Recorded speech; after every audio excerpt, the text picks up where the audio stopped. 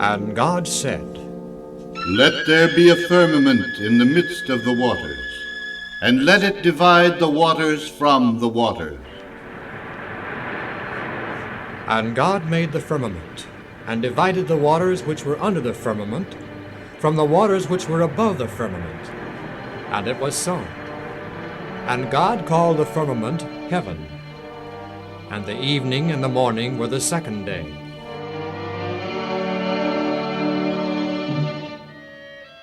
Johnny, stop again, please. Okay, then. Are there any questions you'd like to ask about the second day of creation? Yeah. What does it mean when it says God divided the waters from the waters? Just what it says, Pat. He divided the waters on the earth from the waters in the sky. There isn't any water in the sky. There isn't? No, not unless it means the clouds and the rain. That's exactly what it means. I'm pretty smart, I am. If you're so smart, what does firmament mean? Firmament? That's easy. It means, what does it mean, Dan? Today we would call it the atmosphere. Yeah, the atmosphere. In other words, the air. The air was made for us and the animals to breathe. Also, the carbon dioxide in the air is for the plants. And the birds fly in the air. I know why God created air on the second day, right after he created light. Living things such as plants and animals need air as well as light. So, God created them before he did the living things. Well, as we've already said, God does first things first. Can you think of other uses for air? I can. It protects us from being bombarded by meteors. It does? Sure. Didn't you know that?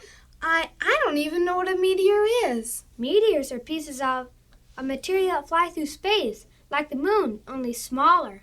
When one of them flies towards the earth and hits the atmosphere, it burns up from the friction caused by the atmosphere. Well, there's also another function of air.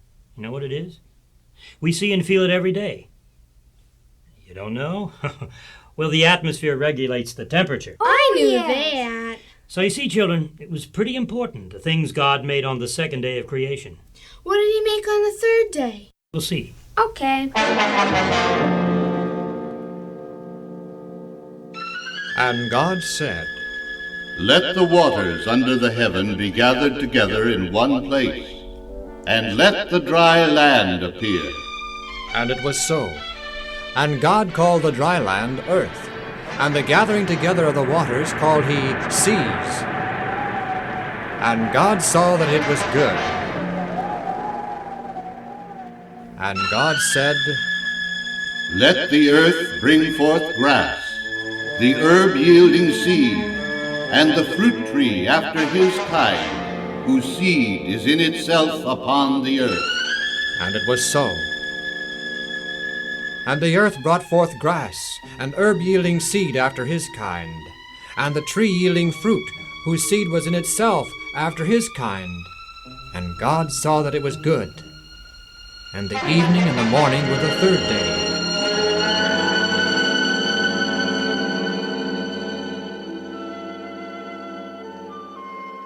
Let's talk about that, Dan. All right, Johnny. May I say something, Dan? Of course. Well, I just wanted to point out that again God did things in their logical order. On the first day he created light, on the second air, on the third land. All these things need to be created before he could create living things. We've mentioned this fact before, but it is a good point, worthy of emphasis. I guess God is smart. So smart, men are finding out new things about science most every day. You can be sure that God created just the right thing at the right time for the right purpose. Why don't we try to list all the things God created on the third day of creation? Good idea. Each of us will name one thing. Mother, you go first.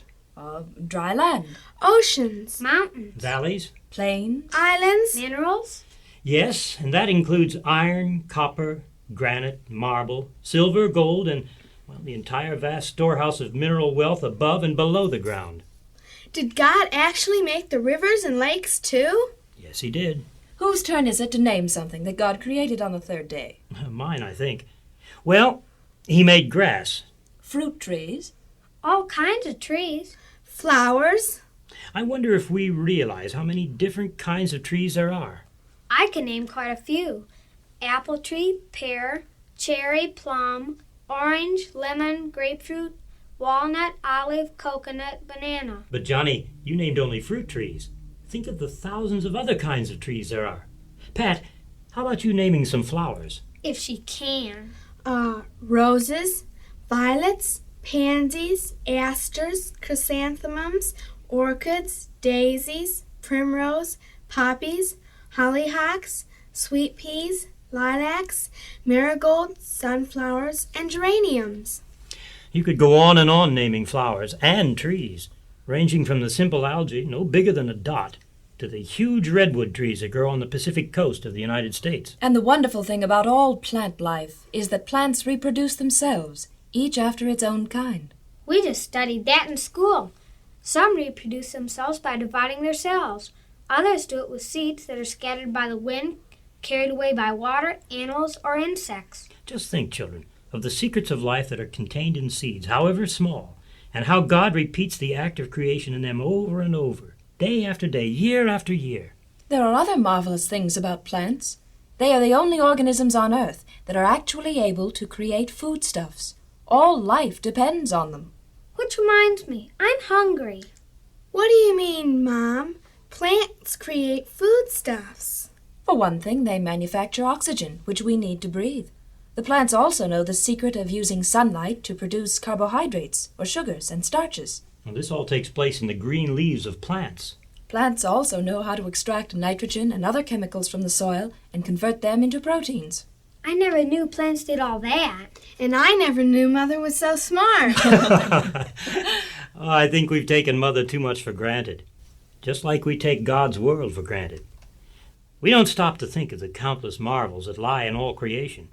If we did, we'd be more humble and grateful for the miracles of everyday life.